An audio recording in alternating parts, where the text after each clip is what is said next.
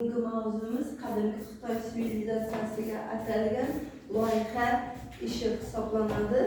Loyiha ishida Xitoy o'zini buyuk Xitoy sivilizatsiyasining eng mukammal sirlaridan biri 200 yil davomida ipak qurtining qanday yaralishi, ipak qurtini qanday ipaklardan, matolardan qilinishi haqida biz qisqacha ma'lumot beradigan bo'lsak, bundan 3000 yil ilgari Xitoy sivilizatsiyasi o'ta mukammal ravishda rivojlangan va ipak qurtini hech qaysi davlatga berishga harakat qilmagan.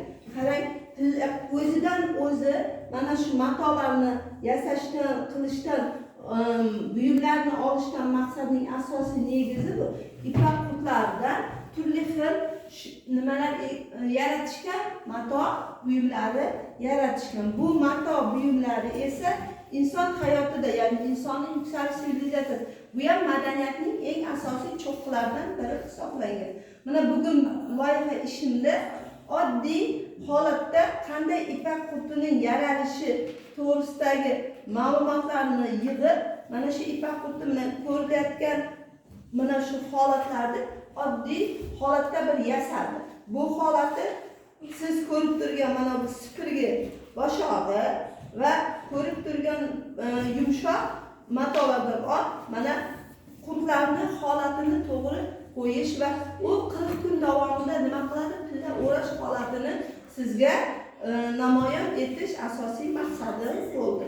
Buni biz hamkasbim bilan birgalikda yaratdik va bu yaratilishning asosiy negizi esa mana shu jamiyatda ham O'zbekistonni hozirgi kunga qadar biz Farg'ona O'zbekiston bilan Xitoy sivilizatsiyasi mukammal ravishda rivojlanib bordi.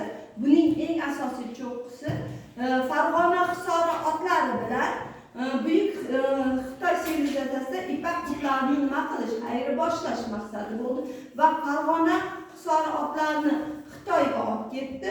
Shu bilan birga Xitoydan hassani ichida ipak qurtini nima qildi? Olib kelindi va o'shani olib kelganda uning sirini o'rganish asta-sekinlik bilan O'zbekiston madaniyatida, O'zbekiston san'atida yillar davomida o'rganishning eng asosiy bosqichlaridan biri hisoblandi. Bu esa davlatlar hozirgi kunda eng ipakning qimmatbaho mana biz ustimizga kiyib turgan buyumlarimizni barchasi ipak qurtlaridan olinadi. Shu bilan birga bu ipak qurtidan tashqari Xitoyda choy yetishtirilgan, Xitoyda undan tashqari shol yetishtirilgan, Xitoyda bug'doy yetishtirilgan va Xitoy sivilizatsiyasida bu eng Min sulolasi cho'qqiga chiqqan Shuju sulolasi bilan birgalikda Min sulolasi buni amalga oshirdi. Mana shu loyiha ishining eng asosiy ko'rsatkich bosqichi shundan iborat bo'ldi. Mana shu madaniyatni yuksaltirishda oddiy bir ipak qurtini mashaqqati qanchalik qiyin ekanligini ko'rsatib berish edi.